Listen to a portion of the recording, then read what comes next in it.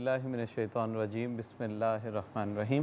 تمام تعریف رب تعالیٰ کے لیے جو خالق و مالک ہے اور رب مصطفیٰ کریم ہے۔ درود و سلام پیارے آقا کریم رؤوف الرحیم خاتم النبیین حضرت محمد مصطفیٰ صلی اللہ تعالیٰ علیہ وسلم، ان کی آل اور ان کے اصحاب پر۔ ناظرین کرام، پروگرام ہم اور ہمارا اسلام علامہ اوکاڑوی کے ساتھ میں ہوں آپ کا میزبان سید حماد حسین۔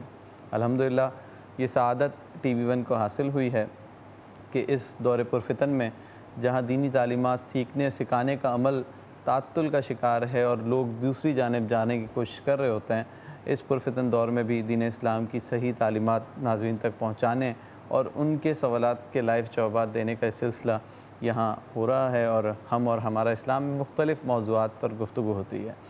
اس سلسلے میں جو شخصیت میرے ساتھ موجود ہوتے ہیں، آپ کسی تعارف کے محتاج نہیں، عاشق رسول، محب صحابہ و آل بطول، حضرت علامہ مولانا محمد شفیع اوکاڑوی رحمۃ اللہ تعالیٰ علیہ کے فرزند و جانشین ہیں۔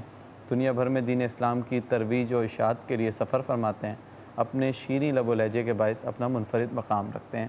جی ہاں، میری مراد علامہ ڈاکٹر کوکب نورانی اوکاڑوی صاحب سے۔ السلام علیکم۔ وعلیکم السلام، اور تمام ناظرین و سامعین کو بھی السلام علیکم ورحمۃ اللہ وبرکاتہ۔ علامہ صاحب، ہم نے بہت سارے موضوعات پہ ذکر کیا، اور ستاروں کے جن کا ذکر آتا ہے حدیث میں، ستاروں کی مانند ہیں اور ان کی روشنی سے جو مومن ہوں گے وہ سیدھی راہ کی طرف آئیں گے۔ یقینی طور پہ میری مراد صحابہ کرام کے حوالے سے۔ تو آج ہم ناظرین کے لیے خاص طور پہ ذکر کریں گے کہ صحابہ کون ہیں، کس کس کو صحابی کے درجے پر فائز کیا گیا، یعنی کس کو یہ شرف حاصل ہوا، اس کی تعریف کیا ہے، اور پھر ہم جو ہے ان کے فضائل و مناقب کے حوالے سے گفتگو کریں گے کہ ان کا ایک درہم اور عام مومن کا پہاڑ، اس حوالے سے بہت سارے احادیث میں ان کے فضائل و مناقب بھی پائے جاتے ہیں۔ تو سب سے پہلے میں چاہوں گا کہ ایک صحابی کی کیا ڈیفینیشن ہوگی، کون صحابی کہلائے گا، اور یہ کیا خود سے ہے یا شرف ملا ہے؟ بسم اللہ والحمد للہ والصلاة والسلام علی رسول اللہ۔ لفظ صحابی صحبت سے بنا ہے، ساتھ بیٹھنا، ساتھ رہنا۔ نبی کریم رؤوف الرحیم صلی اللہ علیہ وآلہ وسلم کی صحبت پانے والا شخص ایمان کی حالت میں ایمان کی حالت اور دنیا کی زندگی میں، کہ اپنی دنیا کی زندگی میں ایمان والا ہوتے ہوئے صحبت پائے رسول پاک صلی اللہ علیہ وآلہ وسلم کی، اور اس شخص کی وفات بھی ایمان پر ہوئی ہو، اس کو ہم صحابی رسول کہتے ہیں، کمپینین آف ہولی پروفٹ صلی اللہ علیہ وسلم۔ یہ تو ہوئی تعریف کی بات۔ ہم میں سے ہر مومن یہ جانتا ہے کہ ہم کو جو شرف، جو سعادت ملی ہے وہ من جانب اللہ، اللہ کی طرف سے۔ ہم اگر ایمان والے ہیں تو یہ اللہ کی عطا ہے، ہمیں اس نے مسلمانوں کے گھر میں پیدا کیا، یہ اس کی عطا ہے، اور حضور صلی اللہ علیہ وسلم کی امت میں بنایا، یہ بھی اس کی عطا ہے، جبکہ نبیوں نے تمنا کی تھی امت مصطفیٰ ہونے کی، وہ بھی روایات موجود ہیں۔ تمام صحابہ انتخاب ہیں اللہ تعالیٰ کا۔ کیا بات، سبحان اللہ۔ اللہ تعالیٰ نے اپنے نبی کے ساتھیوں کو چنا۔ الصحابۃ کلہم عدول، تمام صحابہ عادل ہیں، سچے ہیں، متقی ہیں اور بڑی شان والے ہیں۔ بے شک۔ صحابیت میں سارے صحابہ برابر ہیں۔ ٹھیک ہے۔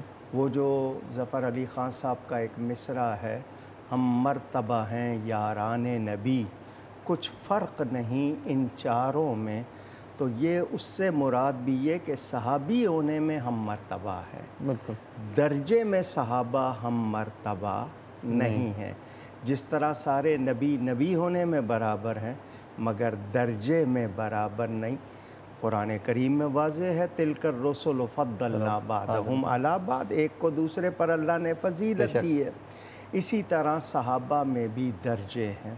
تمام صحابہ کی تعداد 1.25 لاکھ سے زیادہ ہے۔ ٹھیک۔ نبی کریم صلی اللہ علیہ وسلم کے صحابہ، اور ان کے بارے میں قرآن کریم میں متعدد آیات ہیں۔ میں ان میں سے 2-4 آپ کو سنا دوں گا، ساری تو شاید آپ کے پروگرام میں جگہ نہیں، تو وہ بتا دوں گا۔ اب میں صرف اس کا خلاصہ بتا رہا ہوں۔ ان تمام صحابہ میں سب سے زیادہ مرتبے والے ہیں بدری صحابہ، کیا بات، جو غزوہ بدر میں شامل ہوئے 313۔ ان کو اللہ کی طرف سے یہ انعام ملا کہ ان کی بخشش کا اعلان ہو گیا۔ ان 313 میں سب سے زیادہ شان والے ہیں عشرہ مبشرہ، وہ 10 صحابہ، حضرت ابوبکر، حضرت عمر، حضرت عثمان، حضرت علی، حضرت طلحہ، حضرت زبیر، حضرت سعد، حضرت سعید، حضرت ابو عبیدہ اور حضرت عبد الرحمن رضی اللہ عنہم۔ یہ عشرہ مبشرہ کہلاتے ہیں۔ ان عشرہ مبشرہ میں 4 یار ہیں، سبحان، سیدنا صدیق اکبر، سیدنا فاروق اعظم، سیدنا عثمان غنی، سیدنا علی رضی اللہ عنہ۔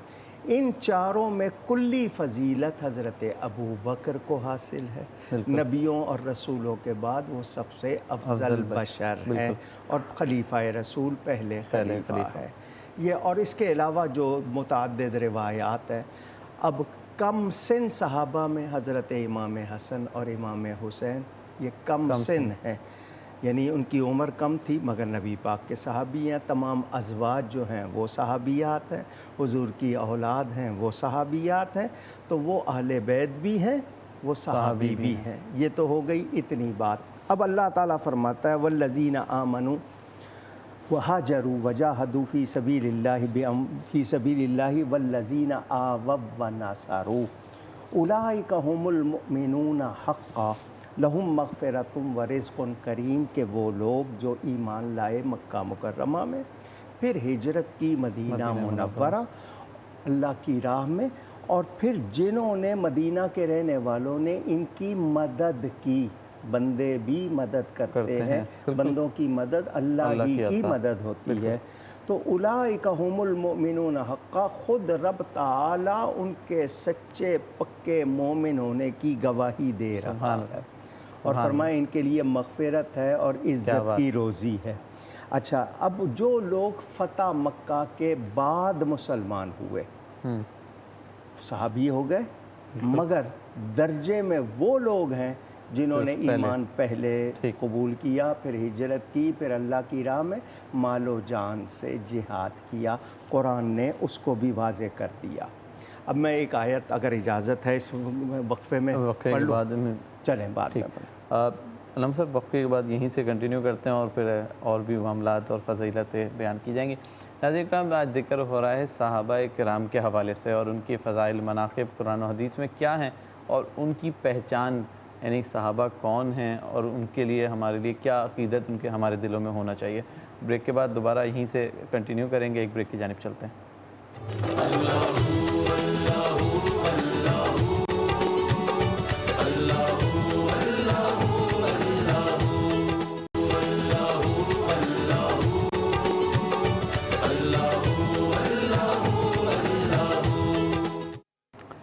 جی ناظرین، بریک کے بعد دوبارہ حاضر خدمت ہیں اور گفتگو ہو رہی ہے صحابہ کرام کے حوالے سے۔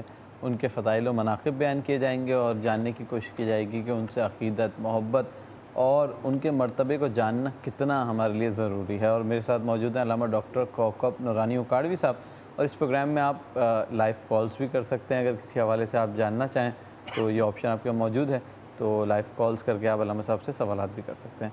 جی علامہ صاحب، جی میں ایک آیت سنا رہا تھا آپ کو، الذین آمنوا وہاجروا وجاہدوا فی سبیل اللہ باموالہم وانفسہم اعظم درجۃ عند اللہ واولئک ھم الفائزون یبشرہم ربہم برحمۃ منہ ورضوان وجنات لہم فیہا نعیم مقیم خالدین فیہا ابدا ان اللہ عندہ اجر عظیم۔ 3 کام کیے صحابہ نے۔ وہ ایمان لائے مکہ مکرمہ میں، پھر ہجرت کی مدینہ منورہ پہنچ کر اللہ کی راہ میں جان و مال کے ساتھ جہاد کیا۔ اللہ فرماتا اللہ کے نزدیک ان کا درجہ بہت بڑا ہے، اللہ عظیم سے اعظم بڑا، بڑا کثیر سے اکثر بڑا، کبیر سے اکبر بڑا، تو یہاں اعظم فرمایا، یعنی اعظم درجہ بہت بڑا ہے۔ اور وَأُولَٰئِکَ هُمُ الْفَائِزُونَ، یہی لوگ کامیاب ہیں جن کو اللہ کامیاب فرمائے۔ انہوں نے 3 کام کیے تھے، ایمان لائے، ہجرت کی، جہاد کی، اللہ نے بھی ان کو 3 انعام دیے۔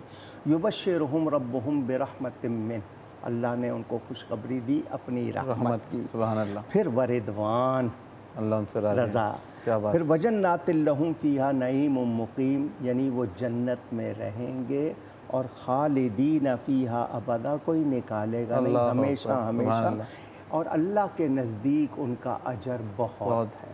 اور اللہ تو کے نزدیک یہاں بے شک جب اللہ ان کو فرمائے کہ میرے نزدیک بہت بڑا درجہ، تو کوئی یہ کہے کہ میرے نزدیک کوئی درجہ نہیں، تو اس کی حیثیت، اس کی اپنی حیثیت کیا ہے، اللہ کے مقابل بات کرنا، کچھ بھی نہیں کر سکتے۔ نبی کے مقابل نہیں کر سکتے تو اللہ کے مقابل بات کرنا۔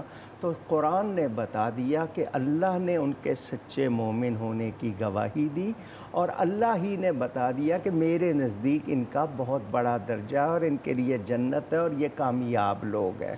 ایک یہ بات ہو گئی۔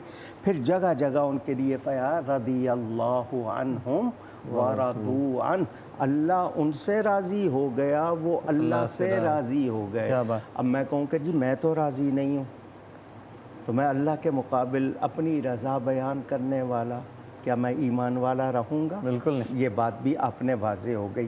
اب نبی کریم صلی اللہ علیہ وآلہ وسلم کے یہ جو صحابہ ہیں، میں نے آپ کو بتا دیا لا یستوی منکم من انفق، جو بعد میں ہوئے، یعنی فتح مکہ کے بعد صحابی تو ہو گئے مگر ان کا نہیں۔ اور پھر بیعت رضوان، اس کا بیان بھی ہے کہ حضور نے درخت کے نیچے ان سے بیعت لی، اللہ نے ان کو اپنی رضا کا مژدہ سنا دیا۔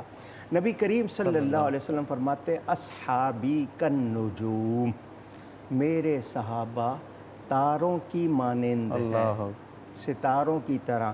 ہم کہتے ہیں ہمارے یہ اسٹار ہے، وہ اسٹار ہے، تو ہم کیا بتا رہے ہیں، اپنا کیا تعارف کرا رہے ہیں؟ اسٹار کون ہے؟ صحابہ کرام۔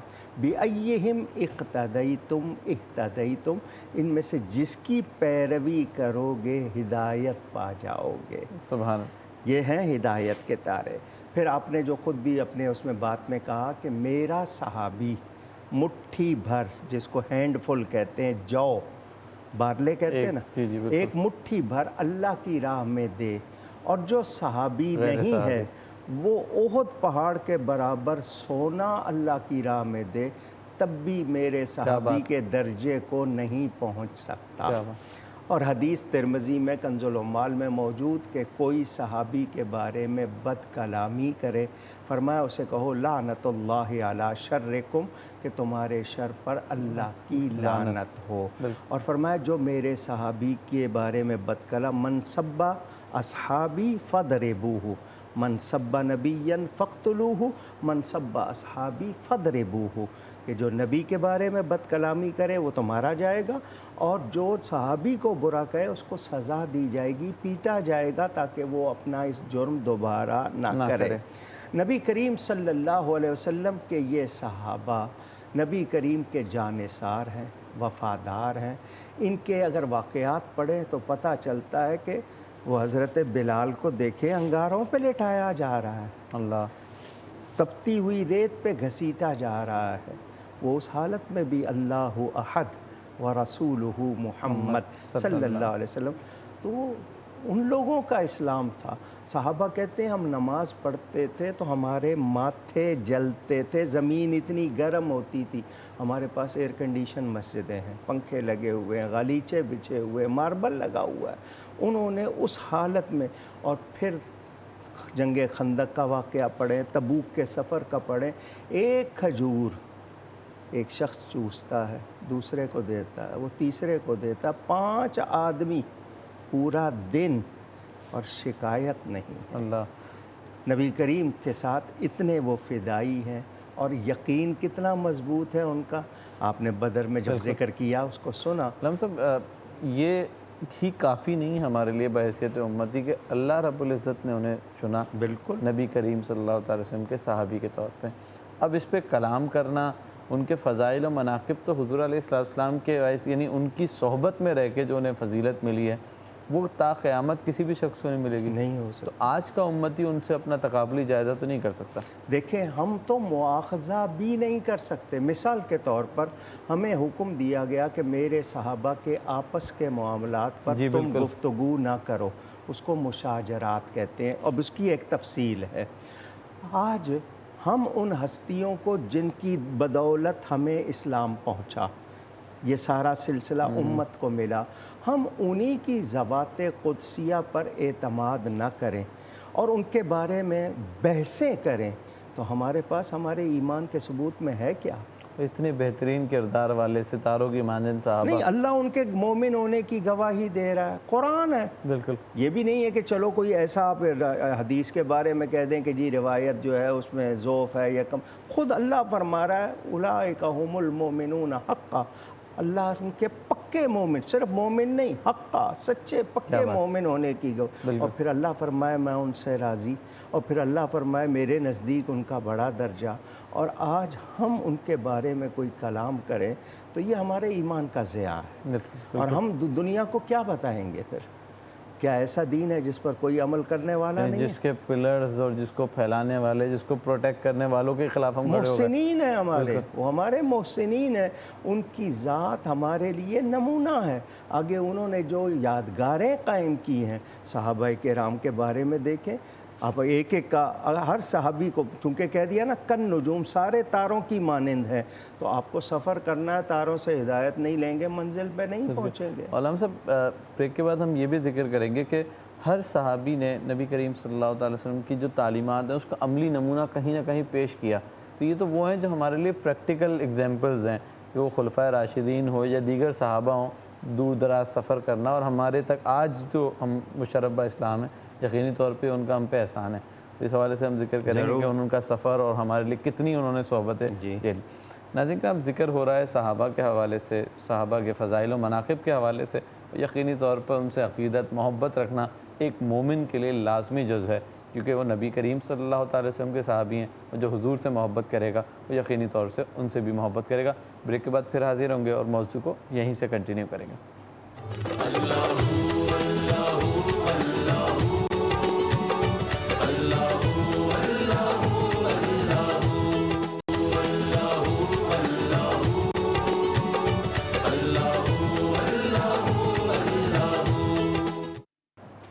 جی ناظرین کرام، بریک کے بعد دوبارہ حاضر خدمت ہیں اور ذکر ہو رہا ہے صحابہ کرام کے حوالے سے. آج کا موضوع ہے ان سے عقیدت، محبت، ان کے فضائل و مناقب کے حوالے سے اپنی نوجوان نسل کو جو روشناس کرانے کی ایک کوشش کر رہے ہیں.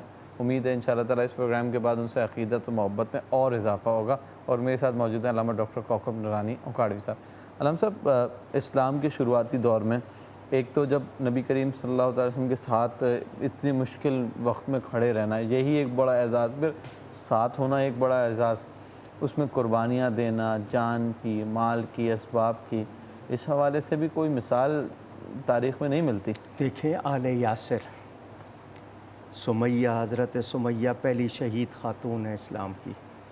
آپ مجھے بتائیں اس خاندان، معزز خاندان ہے وہ، ان پر مظالم ہو رہے ہیں. آپ ان کے لیے عرصہ حیات کہتے ہیں نا، جینا مشکل کر رہے ہیں. شروع کے 6 سال حضرت عمر کے مسلمان ہونے تک 39 مسلمان ہیں. ان کی گھروں کی عورتوں پر، ان کے بچوں پر کیسے کیسے مظالم کیے. جرم کیا ہے؟ خدا کو ماننا، ایک خدا کو ماننا، نبی پاک سے وابستہ ہونا، اور تو کوئی جرم نہیں ہے. کہ اللہ تعالیٰ کو ماننے پر ان کے ساتھ پھر نبی پاک پر خود جانوروں کی اوجھ ڈالی جا رہی ہے، سنگ باری کی جا رہی ہے. کیا کیا مظالم. حضرت ابوبکر مسلمان ہوئے، ان کو کتنی اذیت دی گئی ہے. اور حضور فرماتے ہیں ان سے، اصبروا یا آل یاسر فإن موعدکم الجنہ، آل یاسر تم صبر کرو، تم سے جنت کا وعدہ ہو چکا. یہ وہ ہستیاں ہیں جنہوں نے واقعی یعنی حق ادا کیا ہے رفاقت کا. اللہ آپ دیکھیں، میں ان کو مال جا رہا ہے پرواہ نہیں، جان جا رہی ہے پرواہ نہیں، اولاد جا رہی ہے پرواہ نہیں. وہ واقعہ کتنا مشہور ہے جب حضور صلی اللہ علیہ وسلم جنگ احد میں کسی نے افواہ اڑا دی، معاذ اللہ نبی کریم صلی اللہ علیہ وسلم کی جان نہیں رہی، معاذ اللہ. میں وہ لفظ نہیں کہہ رہا. وہ خاتون ہے, اس کا بھائی بھی چلا گیا, شوہر بھی چلا گیا, بیٹا بھی چلا گیا. وہ ہر ایک سے پوچھ رہی ہے, لوگ اس کو خبر دے رہے تیرا بھائی شہید ہو گیا. نبی پاک کیسے ہے؟ اللہ وہ کہہ رہے تیرا بیٹا بھی چلا گیا. نبی پاک کیسے ہیں؟ حضور کو دیکھا تو آپ ہیں, کوئی غم نہیں ہے. ایسے لوگ. اور پھر حضرت انس کا گھرانہ, ام سلیم کا گھرانہ, افرا کا دیکھے. پھر وہ آپ نے بدر میں سنا 2 بھائی ہیں, کم سن ہیں, معوذ اور معاذ. جی, تو یہ مثالیں ہیں پوری دنیا میں. اور آج مستشرقین اس بات کو لکھ رہے ہیں کہ نبی کریم صلی اللہ علیہ وسلم کے لیے سچائی کی بات ایک تو یہ کہ گھر والے, بیوی ہے, بچے ہیں, جو رشتہ دار ہیں وہ, اور پھر یہ کہ ان کے تمام وہ بنیادی ساتھی آخر وقت تک ساتھ ہیں. کیونکہ آپ کے کردار میں اگر جھول ہو تو پھر ساتھ نہیں رہتا کوئی. تو ان لوگوں کی وفاداریاں, نبی پاک کی حقانیت, اسلام پر یقین, اللہ تعالیٰ سے ایسا رشتہ کہ کہتے ہیں جان نکال لو ایمان نہیں نکال سکتے. خود حضرت عمر رضی اللہ تعالیٰ عنہ کی بہن مسلمان ہو گئی. حضرت عمر کا وہ اسلام لانے کا واقعہ موجود ہے. پھر حضرت عثمان غنی اور سیدہ خدیجۃ الکبریٰ, یہ سب سارا سامان, ساری دولت لگا دیتے ہیں. تو ان ہستیوں کے بارے میں معمولی سا شبہ کرنا یا ان کے بارے میں کوئی ہلکی بات کرنا ایمان والے کا کام نہیں ہے. جبکہ ان کا تو ہم پہ اتنا بڑا احسان ہے کہ ایمان کے حوالے سے آج ہم مشرف با اسلام ہے. تو کتنی سختیاں انہوں نے ہمارے لیے سہیں اور اللہ کی رضا کے لیے راضی رہے, اور پھر آج ان کے ثمر سے, یعنی ان کی جو جتنی بھی سختیاں انہوں نے سہیں اس سے ہمیں اسلام پہلا ہمارے لیے سفر کیا. ایک ایک حدیث جمع کرنے کے لیے بعد میں دیکھیں, پتہ چل رہا ہے کہ فلاں علاقے میں ایک شخص ہے جس کو ایک حدیث معلوم ہے, کسی اور کو نہیں. 1 مہینے کا سفر ہے تو وہ جا کے کر رہے ہیں. یہ مجموعے آج ہمیں ملے ہوئے ہیں, یہ ان لوگوں کی محنت ہے, انہی کی روشنی سے. اور پھر صفہ, وہ 70 صحابہ, کیا بات, جن کے پاس 2 کپڑے کسی کے پاس تھے, ورنہ 1 کپڑا تھا, اوڑھنا بھی وہی, بچھونا بھی وہی. 70 صحابہ حضور صلی اللہ علیہ وسلم کے در اقدس کے سامنے بیٹھے ہیں, کسی سے کچھ مانگتے بھی نہیں ہیں, مل گیا تو کھا لیے. ورنہ حضرت ابو ہریرہ کا واقعہ 3 دن کا فاقہ ہے, دودھ کا پیالہ آیا تو حضور نے سب کو پلایا.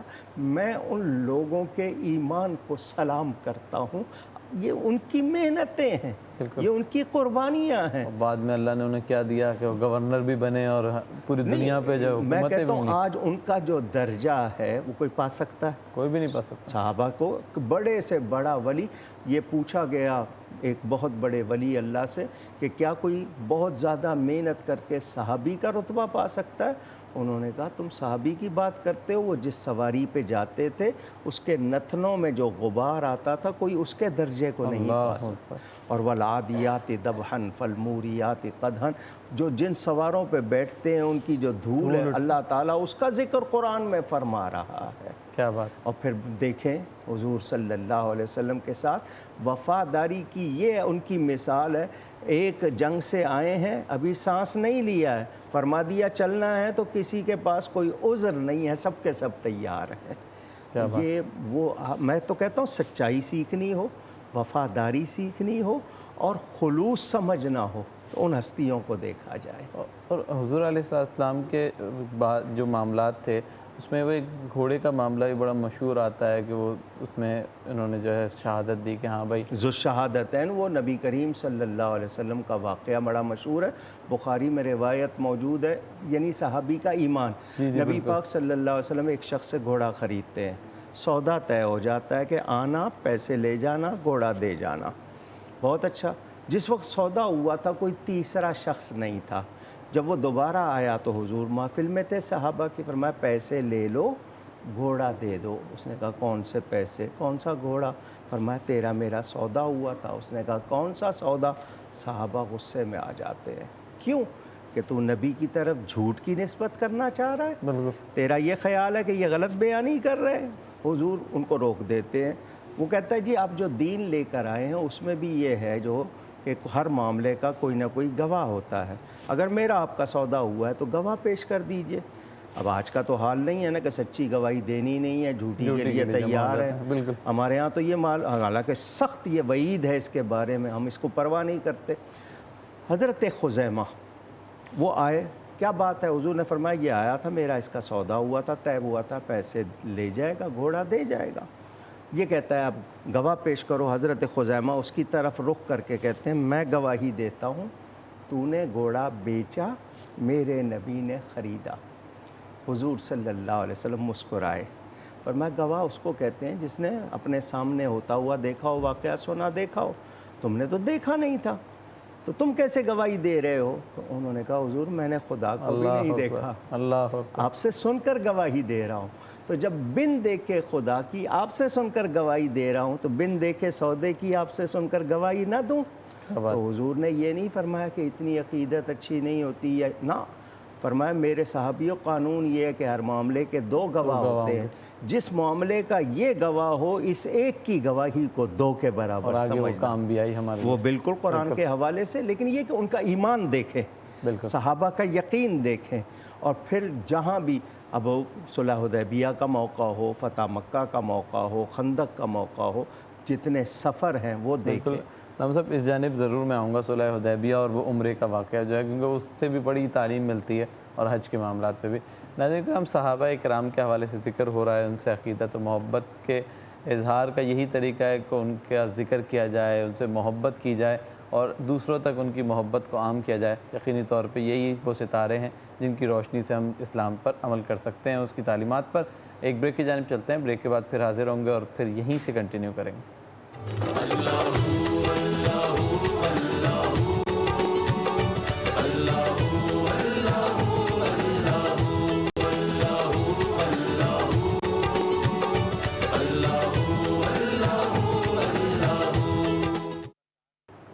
جی ناظرین کرام، بریک کے بعد حاضر خدمت ہیں۔ ذکر ہو رہا ہے صحابہ کرام کے حوالے سے، ان سے عقیدت و محبت کے بڑھانے کے لیے، ان سے محبت کا اظہار کرنے کے لیے ان کا ذکر کیا جاتا ہے، اور ان کے ذکر سے یقینی طور پر اپنے لیے آخرت کا سامان کیا جاتا ہے، اور ان کے ذکر سے آنے والی نسلوں کو اسلام کی تعلیمات پہنچانے کی بھی کوشش کی جاتی ہے کہ کس طرح انہوں نے اسلام کی تعلیمات پر عمل کیا اور عملی طور پہ نمونے پیش کیے۔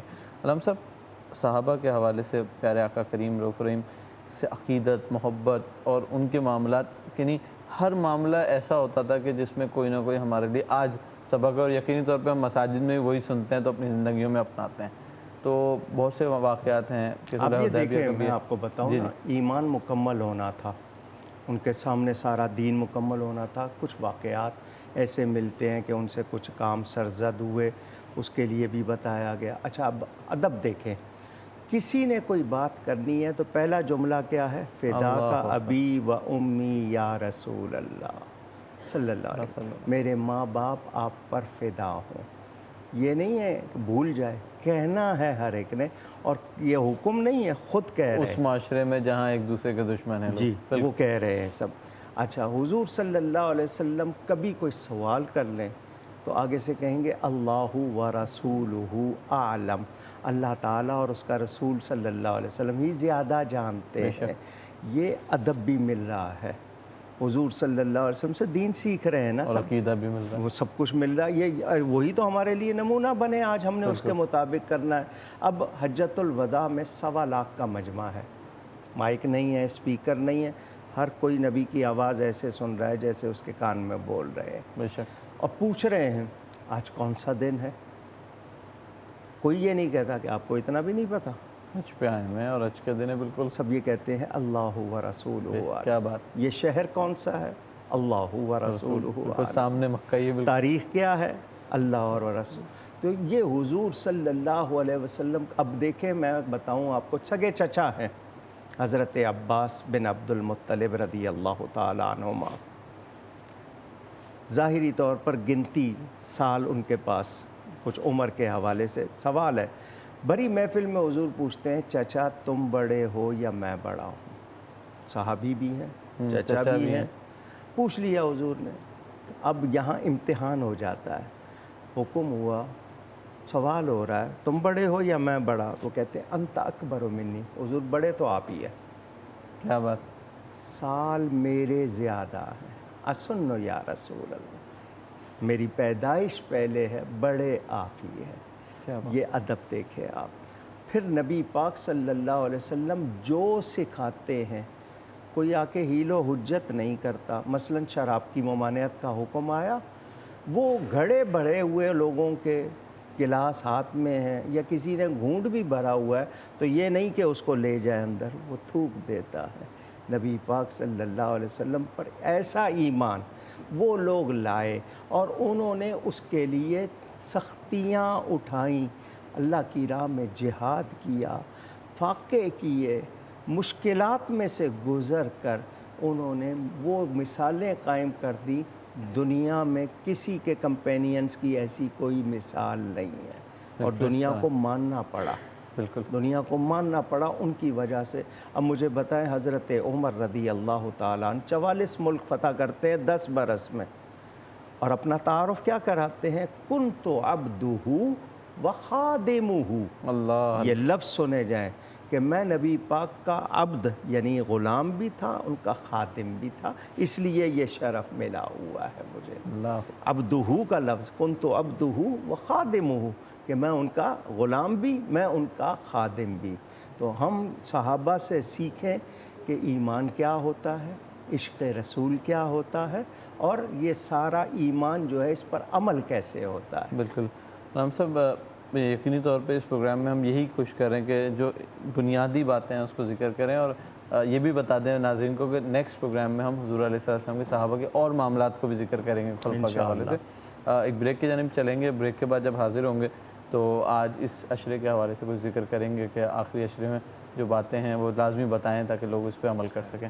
ناظرین کرام, ذکر ہو رہا ہے صحابہ کرام کے حوالے سے, اور کل بھی کوشش کریں گے کہ اسی موضوع پہ گفتگو کریں تاکہ بہت سارے معاملات اور بہت سارے واقعات کو آپ کے سامنے پیش کر کے تعلیم دی جائے کہ یہ وہ ستارے ہیں جن کی پیروی کر کے ہم آخرت کی نجات پا سکتے ہیں اور اسلام پہ عمل پیرا ہو سکتے ہیں. ایک بریک کی جانب چلتے ہیں, بریک کے بعد دوبارہ حاضر ہوں گے.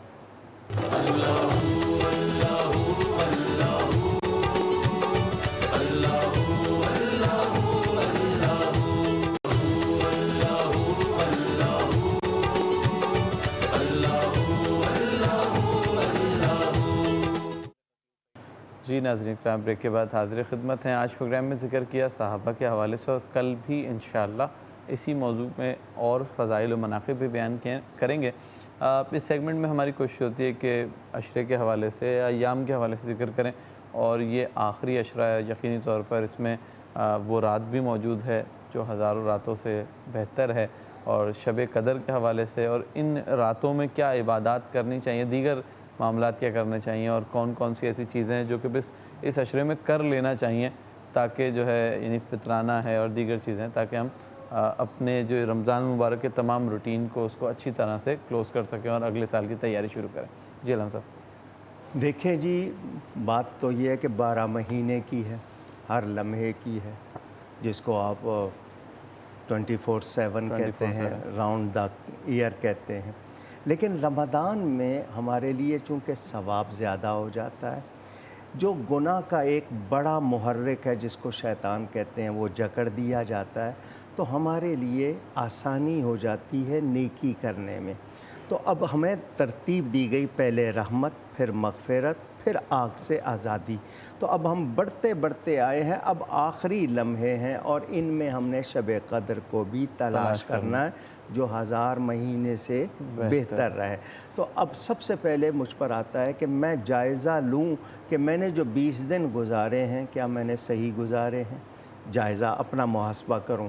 پھر میں نے کون سی اپنی عادتیں غلط تھیں جن کو چھوڑ دیا ہے, میں ان کو پہچان لوں تاکہ آئندہ رمضان تک میں ان کو چھوڑے رکھوں. پھر اس میں یہ ہے کہ توبہ میں نے کرنی ہے جتنی کثرت سے ہو سکے. پھر یہ نزول قرآن کا مہینہ, نزول قرآن کی راتیں, تو میں تلاوت قرآن کثرت سے کروں, ہو سکے تو زیادہ یاد کروں, اس کو سمجھوں جتنا میں اس کے بارے میں جان سکوں.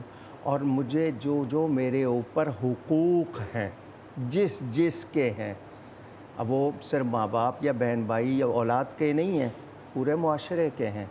تو میں جانوروں کے بھی حقوق ہیں, میرے پاس رہائش مکان کے بھی حقوق ہیں, سب میں پہچانوں. اور ان حقوق میں اگر وہ ادا نہیں کر رہا تو میں دوسروں سے مطالبہ کرنے کا حق نہیں رکھتا, کیونکہ میں نے بھی ادا کرنے ہیں تو مجھے ملیں گے. تو ہم لوگ اس موقع پر ایک تو جو اعتکاف میں بیٹھ گئے ان کو تو اور زیادہ موقع مل گیا کہ اپنا ان کو تنہائی ملی ہے اچھی طرح جانچیں، اور اس وقت کرونا کی وجہ سے لاک ڈاؤن کی وجہ سے آپ کو وقت مل گیا ہے، آپ کو ڈیوٹی پہ نہیں جانا ہے، کچھ نہیں، آپ اس میں وقت ضائع نہ کریں۔ یہ تمام چیزیں، اور پھر کثرت سے میں نماز پڑھ سکتا ہوں، نوافل پڑھ سکتا ہوں، دعا جو نبی پاک نے خود تعلیم کی ہے وہ پڑھ سکتا ہوں، تو مجھے یہ سب کرنا ہے اگر میں کروں تو، اور اگر سستی میں رہا تو میں اپنے آپ کو یعنی کوئی سمجھدار نہ سمجھوں، وہ ہوش مند نہ سمجھوں، میں پھر احمق ہوں، میں نے اتنی اپرچونٹی ضائع کی ہے، بالکل گولڈن اپرچونٹی۔ ایسی ویسی، یعنی مجھے پتہ نہیں ہے کہ پھر میری زندگی میں ہے یا نہیں، اور مجھے موقع ملا ہوا ہے اور وہ بخشنا چاہتا ہے اور میں سستی کر رہا ہوں، تو یہ بہت بڑی محرومی ہوگی۔ تو ہم سب کو یہ کرنا ہے، اور خاص طور پر ہم گھر والوں سے اکثر غافل رہتے ہیں، باہر کا تو چھوڑیں، ہم گھر والوں سے ہی غافل ہوتے ہیں، ہمیں موقع ہی نہیں ملتا ہے، تو اب موقع ملا ہے، میں ان کے لیے بھی جو کچھ دلجوئی کر سکوں، اچھائی کر سکوں، محبتیں اور زیادہ قریب کر سکوں، اللہ تعالیٰ ہم سب کو توفیق دے۔ آمین، بہت شکریہ لمحہ۔ گفتگو میں کوئی غلطی ہوئی ہو، اللہ تعالیٰ اس کے رسول صلی اللہ علیہ وسلم کی بارگاہ میں توبہ کرتا ہوں۔ بہت شکریہ۔ بہت شکریہ۔ ناظرین کرام، پروگرام ہم اور ہمارا اسلام میں ہماری یہی کوشش رہی ہے تھرو آؤٹ رمضان کہ ایک موضوع پہ گفتگو کریں اور آپ تک اس کی اسلام کی جو صحیح تعلیمات ہیں اس میں پہنچانے میں اپنا کردار ادا کریں۔ اگلی نشست تک کے لیے اپنے میزبان سید حماد حسین کو اجازت دیجیے۔ السلام علیکم ورحمۃ اللہ۔